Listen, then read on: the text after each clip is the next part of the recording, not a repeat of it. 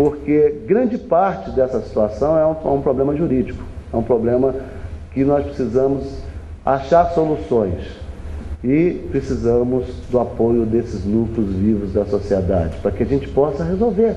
Não pode mais deixar. Então, a questão da habitação, a primeira coisa é essa, nós precisamos acabar com esse problema. E quando você legaliza, você recupera a questão ambiental, que é para as invasões. Quando você legaliza, você faz o estudo de impacto ambiental, que é necessário para que você possa legalizar a terra, o condomínio. Então precisamos resolver essa questão, tá certo?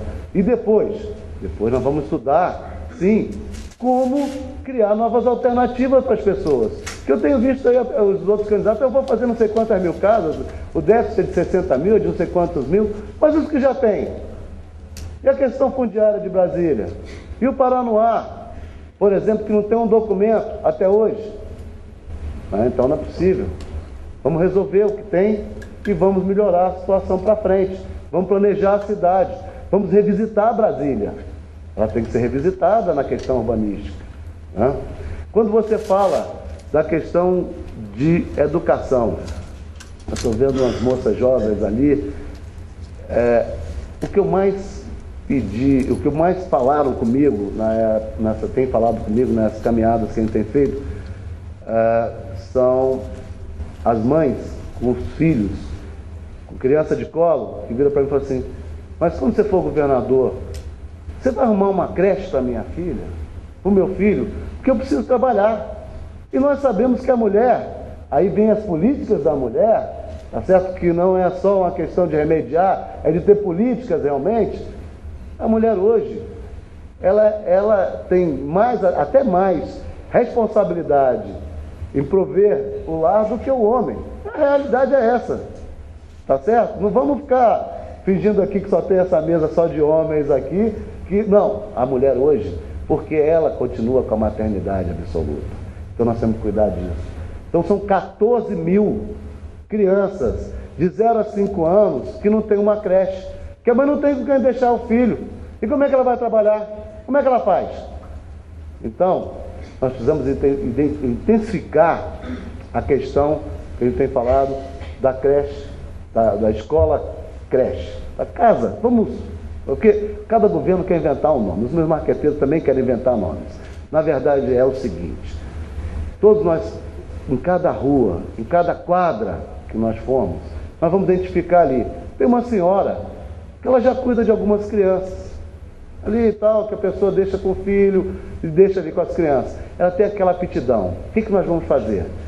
Nós vamos, enquanto Estado, chegar do lado, apoiar essa situação, remunerar essa senhora, treinar essa senhora e dar um material pedagógico. Por quê? Porque é muito melhor para a mãe que mora hoje em qualquer lugar da cidade, que ela possa entregar a criança na sua vizinha, na sua rua e trabalhar.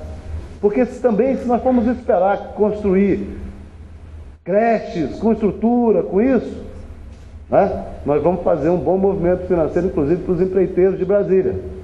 Mas vamos perder algumas gerações, porque a criança que está hoje lá não vai ficar esperando a creche ficar pronta, não. Agora, essas ações são imediatas. Nós podemos implantar isso, vamos dizer, encher essa cidade desses processos, onde essas crecheiras, na verdade, podem fazer um processo já para resolver essa questão. Mas nós precisamos estar juntos. O Estado tem que ter uma política para isso. Depois nós vamos para a questão do ensino básico, do ensino médio. Todo mundo aqui também fala, todos os candidatos falam, nós precisamos colocar os nossos filhos no horário integral, ter o dia inteiro a escola com tempo integral. Tá bom? Como que vai fazer isso? Como é que nós vamos pensar isso?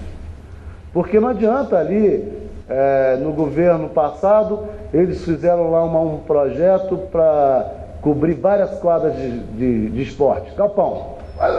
Monte de galpão nas escolas. Aí, por quê? Porque as escolas elas ficam cheias. Elas são completas, de manhã e à tarde. Já estão. Então a turma que estava de manhã, ela vai ficar onde à tarde? Não, bota no galpão. O galpão são as quadras de esporte. Então esse é outro absurdo. Nós precisamos ter transversalidade. Eu vou perturbar vocês hoje com a transversalidade, porque a transversalidade, ela busca e traz soluções. Então, como é que você vai fazer? Primeira coisa, para ter um ensino integral, você vai ter que ter um espaço físico de qualidade e professores que possam fazer isso. Contratar professores e dar treinamento e dar, otimizar esses professores, isso aí o Estado pode fazer. Agora, e o espaço físico? Vamos construir mais não sei quantas mil escolas? Vamos. Quanto tempo demora isso? Até fazer o projeto, licitar, os advogados entrarem com impugnação no edital e o outro edital. Nós vamos levar 2 anos. 2 anos nós já perdemos mais 2 gerações. Como é que nós vamos fazer isso, gente? Então nós temos que ser transversais. Como é que é a transversalidade? Exemplo. Samambaia tem um parque chamado Três Meninas. Tá certo? Fantástico o espaço. Está lá jogado, abandonado. Ali tem uma escolinha do morador, foi um pioneiro que veio para cá, tá certo? Chama Três Meninas, que ele fez 3 casinhas ali, uma para cada filha dele, e isso virou um parque. Tem uma área vivencial desse parque. Custa o que para o Estado? Nada. Reformar aquilo e adequar aquilo? Uma miséria de recursos. Então, rapidamente você pode colocar um espaço desse à disposição dos alunos de todas as escolas que rodeiam aquele parque. Dali você já tirou mais de 1000 crianças poderiam estar usando esse espaço no contraturno, fazendo. Lá tem piscina, natação, lá tem uma casa que pode ser uma grande biblioteca. Nós temos que ser inteligentes, nós temos que ser... Não adianta ficar aquela coisa, sabe, de viseira de burro quando puxa a carroça. Não dá mais. A nossa vocação é outra. Nós temos que pegar os espaços culturais que muitas vezes ficam aí semanas abandonados, meses abandonados. E vamos botar a criança do contraturno lá, o jovem do contraturno lá. Aí, esses são os momentos iniciais. Tudo bem, vamos criar depois, e temos que construir a escola técnica, porque o jovem precisa ter a escola técnica. Sim, vamos construir a escola técnica, mas isso demora. Mas você tem que ter uma política para esse jovem. E aí ela começa, a política imediata até você construir isso aí. Então você não pode pular, tá? Não pode ficar esperando isso acontecer. Recurso, tem muito. Violência, segurança.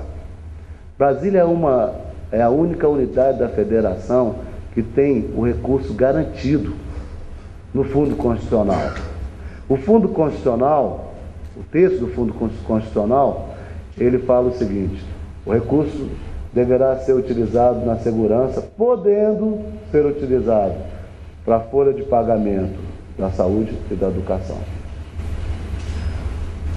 E só homicídios de 2009 para 2010 aumentou 16% no Distrito Federal. Por que nós não temos uma cidade segura se nós temos, por exemplo, para esse ano, 8 bilhões de reais do Fundo Constitucional para a segurança? Aí nós temos que voltar para a mesma situação que a gente estava falando. A administração arcaica, atrasada e muito roubo. Não tem outra palavra. Esse negócio de ficar ético, corrupção, já não dou uma conta, não.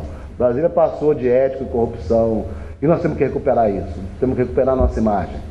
Tá certo? Então, por que nós não temos um sistema inteligente? Primeiro, o Código de Damião tem que estar na rua, intensificar o Código de Damião na segurança. Depois, um sistema inteligente.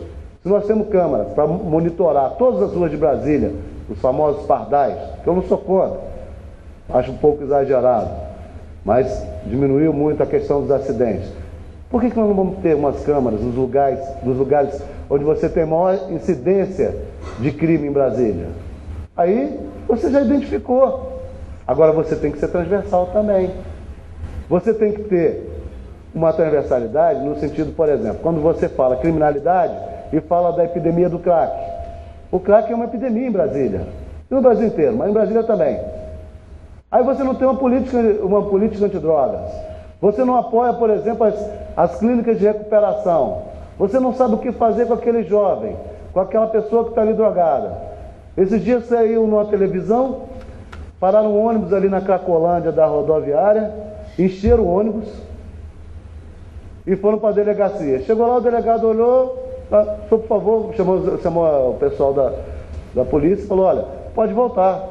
Mas por que vai voltar? Porque não tem o que fazer. Então eles voltam para o mesmo lugar. O que acontece? Pior ainda, que aí eles ficam com aquela sensação de impunidade total. Mas o Estado não tem o que fazer, não sabe o que fazer com isso, não tem esse movimento, não apoia o que tem que apoiar, não tem uma política. Porque para resolver o problema da segurança, que a droga é um dos grandes problemas da segurança, porque o crack, por exemplo, é uma coisa que vicia muito rapidamente. Na primeira, segunda vez ele já está viciado.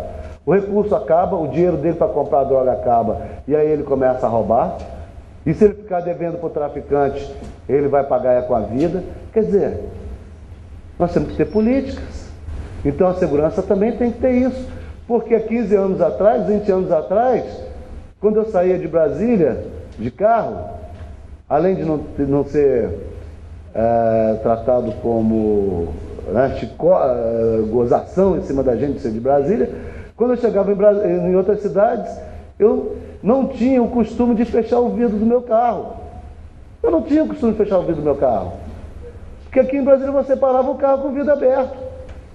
Agora você já sai de casa com medo.